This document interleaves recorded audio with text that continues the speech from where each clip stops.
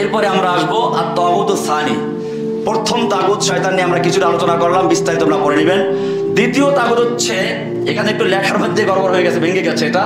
এখানে আছে আল মুশাররি, আইন প্রণেতা, অর্থাৎ যারা আল্লাহর আইন বাদ দিয়ে নিজের আইন তৈরি করে, অথবা আল্লাহর আইন বাদ দেয় নাই কিন্তু নিজেরা আল্লাহর আইনের সাথে কিছু ব্যাখ্যা যুক্ত করেছে। একটা হচ্ছে মিন দুনিল্লাহ, একটা মাদ আল্লাহ, আল্লাহর সঙ্গী হয়ে অংশীদার হওয়া। আর একটা হচ্ছে আল্লাহকে বাদ দিয়ে নতুন করে আইন তৈরি করা। অর্থাৎ এক কথায় আল্লাহর যে সকল আইন আছে সেই আইনগুলো বাদ দিয়ে বিকল্প আইন তৈরি করা। এরা শরিয়া তৈরি করলো, একটা বিকল্প শরিয়া তৈরি করলো। আরেকটা হচ্ছে আল্লাহর আইন আছে সেটা বাতিল করে নাই, কিন্তু এর সঙ্গে এমন একটা ব্যাখ্যা জুড়ে দিল যে ব্যাখ্যাটা কোরআন সুন্নাহ অনুযায়ী অনুমোদিত না। এটা হচ্ছে মা আল্লাহ। তাহলে আল মুশাররি মিন দুনিল্লাহ, আল মুশাররি মা আল্লাহ, আল্লাহর সাথে নিজেকে জুড়ে দেওয়া আইন প্রণয়নের ক্ষেত্রে। আরেকটা হচ্ছে আল্লাহর আইন বাতিল করে সম্পূর্ণভাবে নিজেরা নতুন আইন তৈরি করা। এবারে দেখেন এটাকে করে তাশরীহ ব্যাখ্যা দেওয়া আছে, এখানে আপনারা দেখে নেবেন এখানে। এবারে আমরা আসবো আসলে শরিয়া মানে আইন। আইন কি জিনিস, এটা খুব গুরুত্বপূর্ণ বিষয়। আইন কাকে বলে? আইনটা কি দেখেন, মূলত আইন হলো সার্বভৌমত্বের কমান্ড। সার্বভৌম ক্ষমতার মালিক যে, তার আদেশটাই কি? আমি একটা উদাহরণ দিয়ে বলি। আপনি মনে করেন এক জায়গায় আপনার 1 লক্ষ কর্মচারী কাজ করে, তারা মালিককে চিনে না। মালিক হঠাৎ গিয়ে একদিন বলে এইটা করো এইটা করো, কেউ তার হুকুম মানে না। এর মধ্যে ম্যানেজার সাহেব এসে, যাকে কর্মচারীরা চিনে, সেলুট দিয়ে বললো, স্যার কেমন আছেন?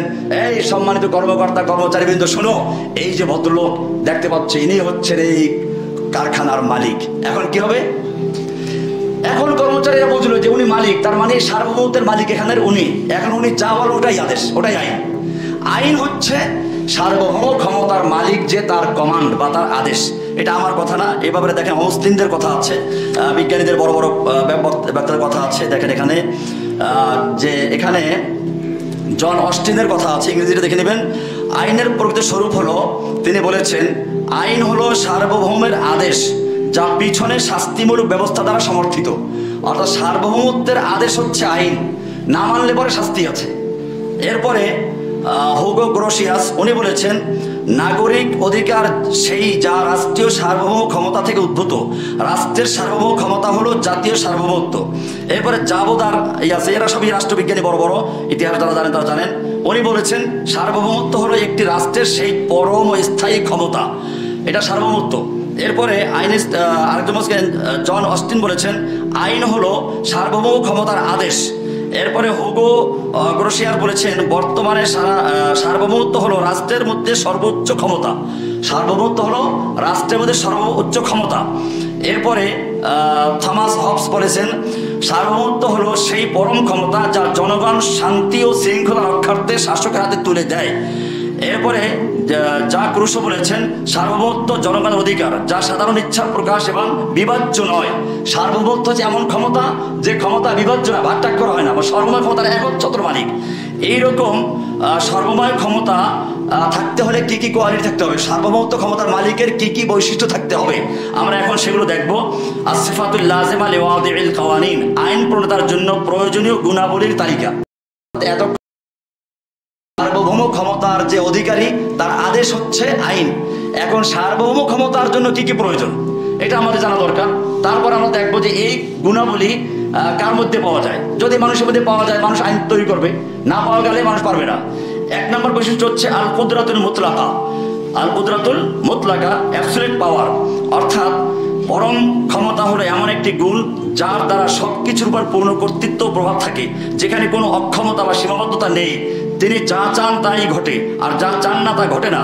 এটি হলো নিখুঁত আধিপত্য ও বাস্তবায়নে কোনো প্রতিবন্ধক বা প্রতিদ্বন্দ্বিতা ছাড়া একের সম্পূর্ণ ক্ষমতার একচ্ছত্র মালিক। সে যেটা চায় ওটাই করবে, এবং সে কারো কাছে জবাবদিহি করতে বাধ্য না। তার ক্ষমতার মধ্যে কোনো বিভাজ্য নাই, ক্ষমতা হস্তান্তর হবে না, চিরস্থায়ী ক্ষমতা। এখন এটা কেন দরকার দেখেন, ওখানে লেখা আছে, লিমাদা তালজামু হাযিহি সিফাত লিওয়াদিল কানুন। আইন প্রণেতার জন্য এই গুণ কেন অপরিহার্য? কারণ হচ্ছে এই যে বকাউল কানুন নাফিদান লা নাসসান আলাল ওয়ারাক, আইন কার্যকর রাখা, কাগজে না রাখা। কারণ যদি আপনার সার্বভৌম ক্ষমতা না থাকে, যদি সে নিজেই দুর্বল হয়, তাহলে তার ক্ষমতাকেও মানবে না, ওটা কাগজেই থেকে যাবে, তার আইনকেও মানবে না। এরকম অনেকগুলো বৈশিষ্ট্য আছে। এরপরে আপনারা পরের দিকে যান, সেখানে বলা আছে, এখানে অনেক রাষ্ট্রবিজ্ঞানীদের কথা বলা আছে। এরপরে আমরা আসবো 2 নম্বরে চলে যান, সেখানে আছে আল ইলমুল মুহিত, অর্থাৎ যিনি আইন তৈরি করবেন তাকে সর্বব্যাপী জ্ঞান থাকতে হবে। আর সর্বব্যাপী জ্ঞান বলতে বোঝা যায় এমন জ্ঞান যা হবে প্রকাশ্য, যা গোপন, আসমান ও জমিনে কিছুই তার থেকে গোপন নয়, সব কিছু ইলম তার আছে। কারণ সব কিছু না জানলে পরে তার পিছনে ষড়যন্ত্র করে কে তার আইন অমান্য করছে এটা সে জানবে না।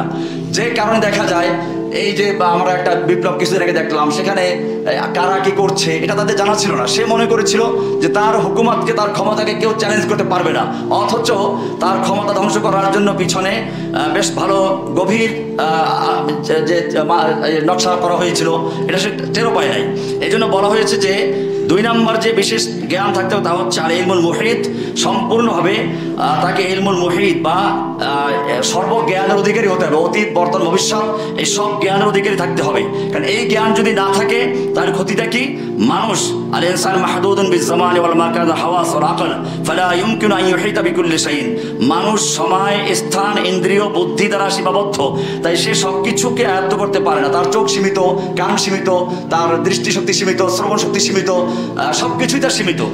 এই কারণে কোরআন বলছে ওমা উতীতুম মিনাল ইলমি ইল্লা কালিলা, সূরা ইসরা 25 নম্বর আয়াত। এরকম আরেক আয়াতে বলা আছে কুল লা ইয়ালামু মান ফিস সামাওয়াতি ওয়াল আরদি আল গায়বা ইল্লাল্লাহ, আসমান জমিনে যা কিছু আছে আল্লাহ ছাড়া কেউ জানে না। এরকম ভাবে কোরআনে আরেক আয়াতে বলা হয়েছে ওয়ালা ইউহিতুনা বিশাইইন মিন ইলমিহি ইল্লা বিমা শাআ, মানুষ তার জ্ঞানের কোনো কিছুকে আয়ত্ত করতে পারে না তার ইচ্ছা ছাড়া। আল্লাহ তার ইচ্ছা ছাড়া মানুষ কিছুই জানে না, সূরা বাকারা 255 নম্বর আয়াত। এইভাবে আল্লাহ সুবহানাহু ওয়া তাআলা দেখাচ্ছেন যে রাসূল সাল্লাল্লাহু আলাইহি সাল্লামের মতো মহান ব্যক্তি তার স্ত্রী আয়েশাকে অপবাদ দিল, তিনি জানতেন না, 1 মাস পর্যন্ত অপেক্ষা করতে হলো। এরকম হুদহুদ পাখি সুলাইমান আলাইহিস সালাম খুঁজে পাচ্ছেন না। কোরআন বলছে হুদহুদ এসে বলল কি আহাত্তু বিমা লাম তুহিত বিহি খুবরা, সূরা নামলের 22 নম্বর আয়াত। পাখি বলল আমি এমন সংবাদ পেয়েছি যা আপনি পাননি, আপনি জানেন না। এরকম ভাবে সুলাইমান আলাইহিস সালাম যে বাইতুল মুকাদ্দাস নির্মাণ করছিলেন, জিনরা নির্মাণ করছিল, সেখানে কোরআন বলছে ফালাম্মা খাররা তাবায়্যানাতিল জিন্নু আন লাও কানু ইয়ালামুনাল গায়ব, যে যখন সুলাইমান আলাইহিস সালামের লাঠি ভেঙে পড়ে গেল তখন জিনরা বুঝতে পারলো যে উনি মারা গেছেন।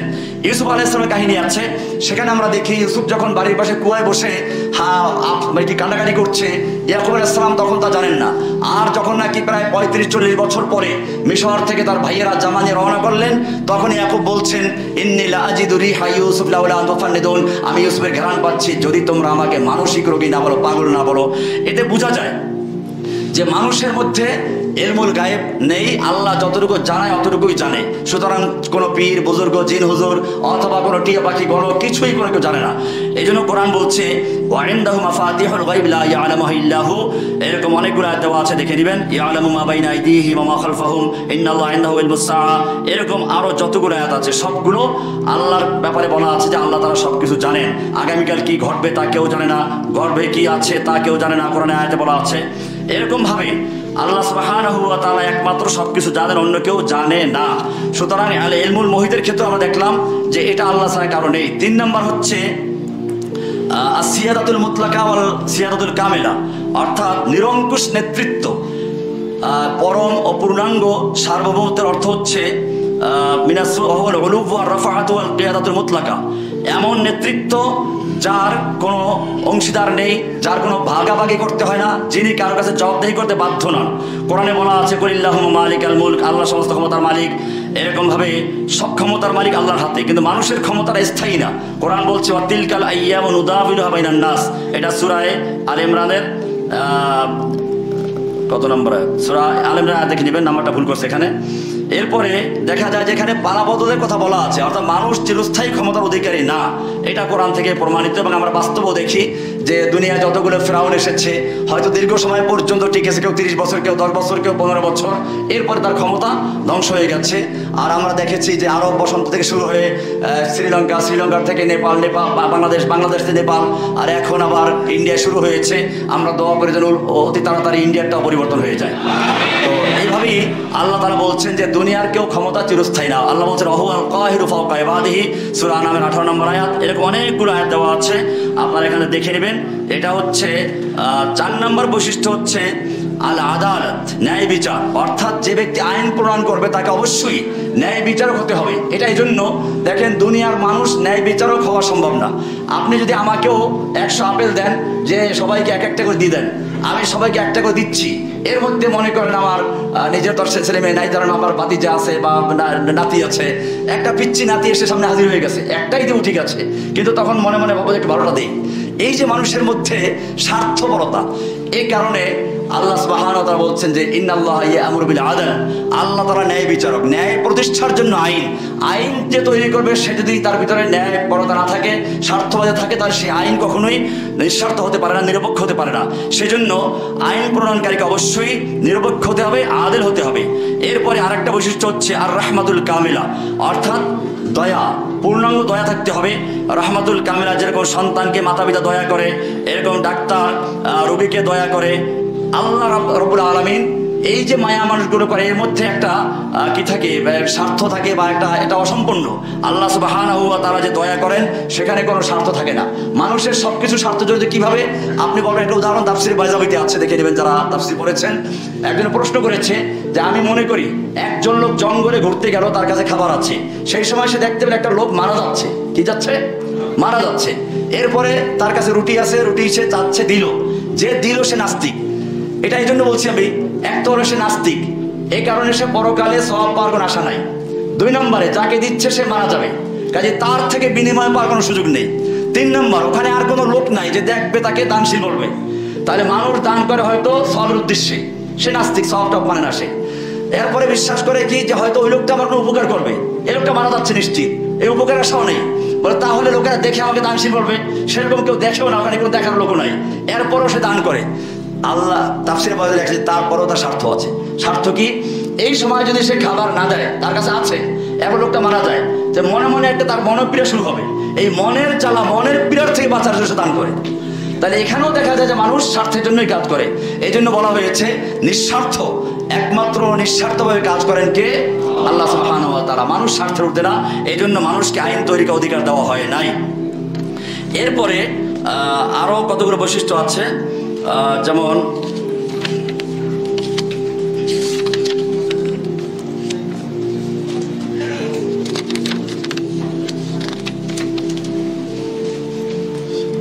আপনারা একেবারে 57 পৃষ্ঠায় চলে যান। 57 নম্বর পৃষ্ঠায় দেখুন, এখানে লেখা আছে আল মুলকুত তাম, যিনি আইন তৈরি করবেন তাকে পূর্ণ মালিকানা থাকতে হবে। মালিকানা আর ক্ষমতা, মালিক আর মালিক দুইটা শব্দ আরবিতে আছে।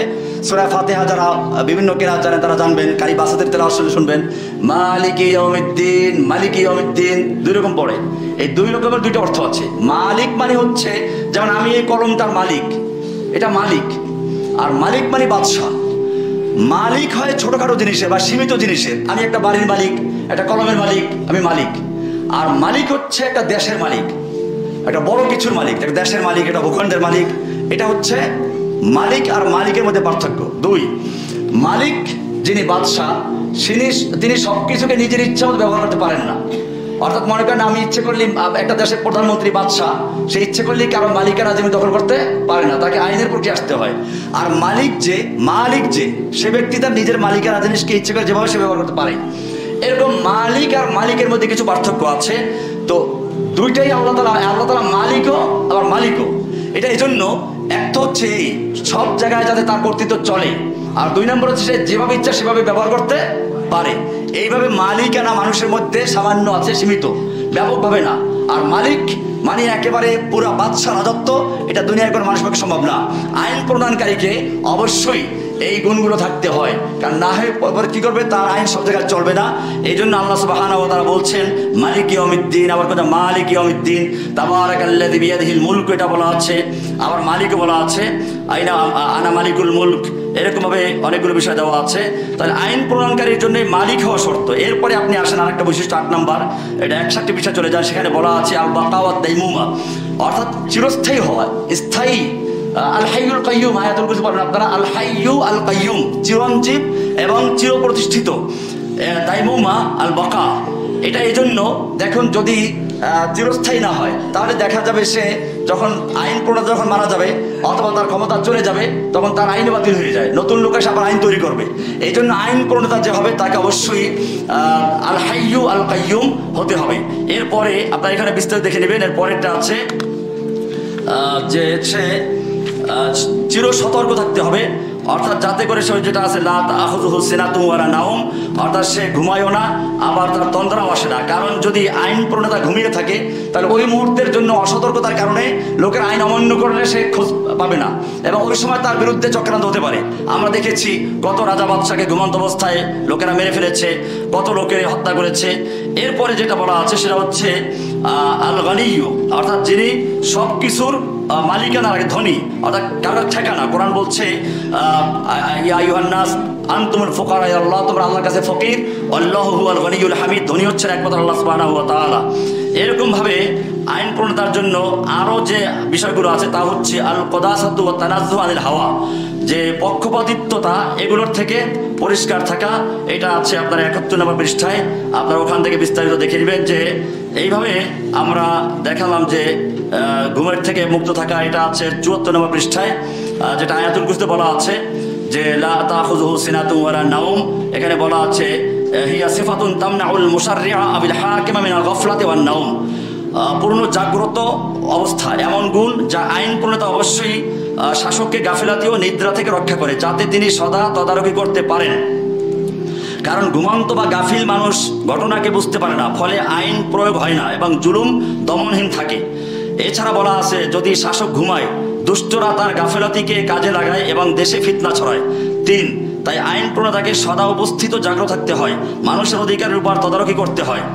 এরকমভাবে এই বিষয়গুলো যদি না থাকে তাহলে মানুষ আইন প্রয়োগ করতে পারে না বা আইন তৈরির অধিকারও তার থাকে না। এখন আমরা দেখবো যে আল্লাহ সুবহানাহু ওয়া তাআলার মধ্যে এই সবগুলো বিষয় পূর্ণ মাত্রায় পাওয়া যায়। আল্লাহ তাআলা চিরস্থায়ী, আল হাইয়ু আল কাইয়ুম। আল্লাহ তাআলা ঘুমতন্দ্রা আসে না, লা তাখুযুহু সিনাতুন ওয়ালা নাওম। এরপর মালিকানা লাহু মা ফিস সামাওয়াতি ওয়া মা ফিল আরদ। এরপরে বলছেন এমন মালিকানা কারোর কাছে জবাবদিহি করতে বাধ্য না, বরং তার কাছে কেউ সুপারিশ করতে পারে না, সুপারিশ করতে হলেও পূর্বনুমতি লাগে। এটাই বলা হচ্ছে মান যাল্লাযী ইয়াশফা'উ ইনদাহু ইল্লা বিইذনিহি। এরপরে ইয়ালামু মা বাইনা আইদিহিম ওয়া মা খালফাহুম, আগে পিছে সব জানেন, কারণ তার কাছে কাল একটা। আল্লাহর কাছে কাল কয়টা? আমাদের কাছে কাল কয়টা? ৩টা, অতীত বর্তমান ভবিষ্যৎ। আল্লাহর কাছে কাল কয়টা? একটা।